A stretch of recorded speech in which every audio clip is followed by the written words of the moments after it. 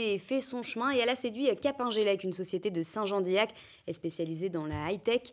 145 salariés détiennent désormais 15% du capital de l'entreprise et la première assemblée générale avait lieu cet après-midi. Franck Poirot. Les 145 actionnaires de Capingelec sont réunis en assemblée générale. Au menu étude de la situation et de la gestion financière de la société, montant des dividendes qui leur seront versés après l'exercice 2018. Jusque-là, rien d'extraordinaire, si ce n'est que ces actionnaires sont aussi salariés de cette société spécialisée dans la conception de bâtiments high-tech situés à Saint-Jean-d'Illac.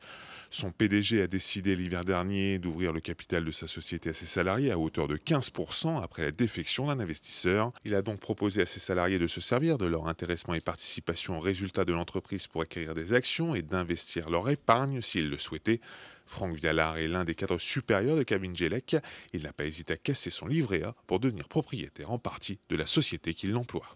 Donc aujourd'hui, le livret A, vous savez, il est à 0,75 et le gouvernement fait en sorte de le maintenir. Et la rentabilité pour moi qui suis actionnaire depuis le 29 décembre, elle est de 4,2%. Devenir actionnaire d'une société dont on connaît la performance financière, c'est quand même très moteur. Sur les 3 derniers exercices, Capingelec a réalisé un résultat avant impôt compris entre 2,3 et 4 millions d'euros par an.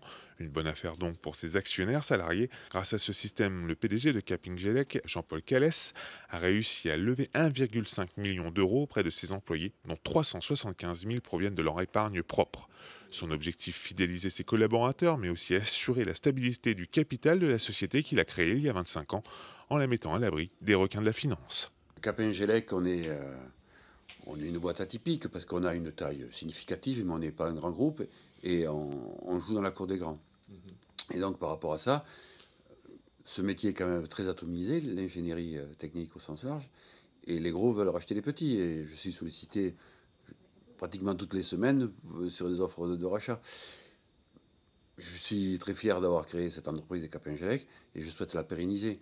Aujourd'hui, Capingelec appartient à la famille de son fondateur et donc à 145 de ses salariés. Une seconde opération du même type devrait avoir lieu en juin prochain. Ces salariés auront donc l'opportunité de détenir alors 20% du capital de cette entreprise girondine. Il devrait donc être 200 être actionnaires de Capingelec sur les 250 qui y travaillent.